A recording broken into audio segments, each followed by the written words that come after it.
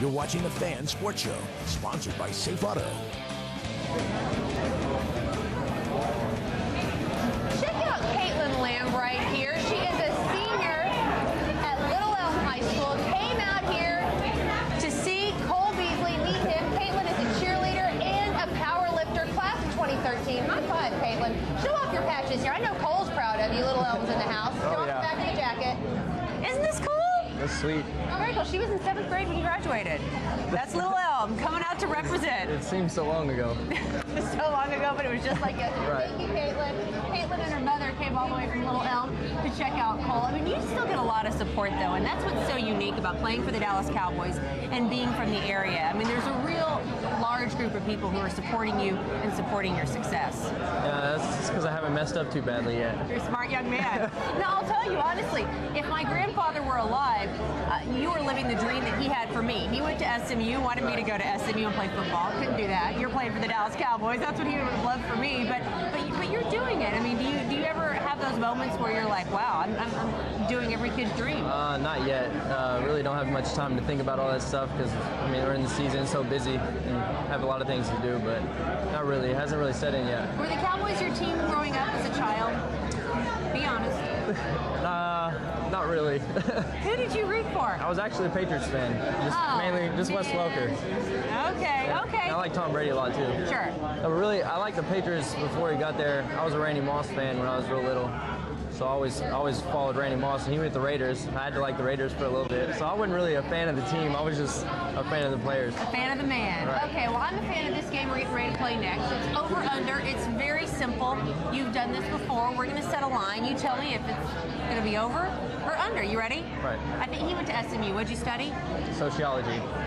Sociology major at SMU. Even though I didn't graduate, though. Even though you didn't graduate from SMU, I think you can pass this test. Okay. Okay, ready? Okay, over under a number of Cowboys wins this year. Over under 9. Over. Tell me why you're going to win those last two, Cole.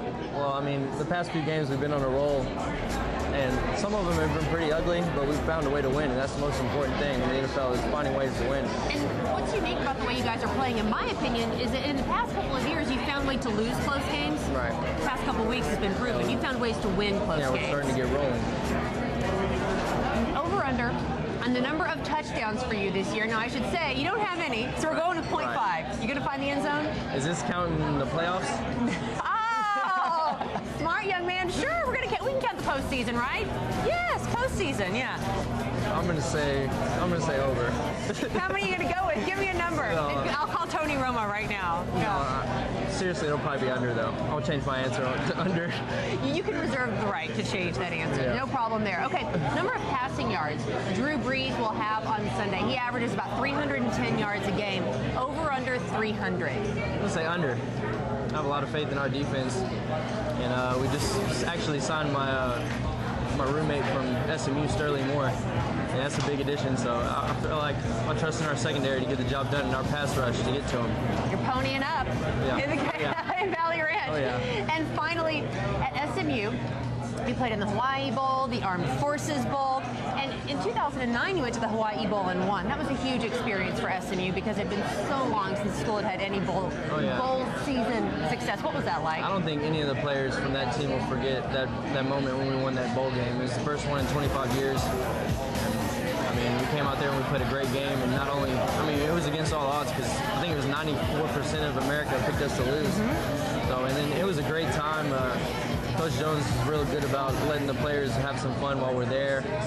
So we got to enjoy the beach a little bit and hang out. We saw Pearl Harbor and did a lot of cool stuff, so it was a great experience. I'm telling you, I'm still trying to get that assignment, Cole. I just can't quite get that assignment to cover SMU in the Hawaii Bowl. Now, anytime you see June Jones on the sideline in Hawaii, he used to coach the University of Hawaii. He has all the leis, the beautiful floral necklaces around his neck. Over under a number of leis June Jones will get during his team's trip to Hawaii for the Hawaii Bowl. We're setting the line at 4. I'm going to say over. Going over? Yeah. He's got a lot of fun. How many? Coach Jones likes fillets, so I'm going to say over. I was trying to coax that out of you. No, I'm kidding. Yeah. You guys got some when you went.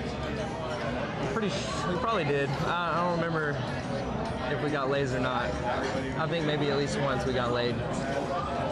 not, I mean, you know what I mean. We're coming back here on the Fan Sports Show. Cole's going to join us, as well as Mark Elfenbein, the co-host of Elfin Slater on 105.3 The Fan. He's going to stop by in just a moment. We're talking about the Dallas Mavericks. They're trying to end a 3-game losing streak. What does Dallas need to do that?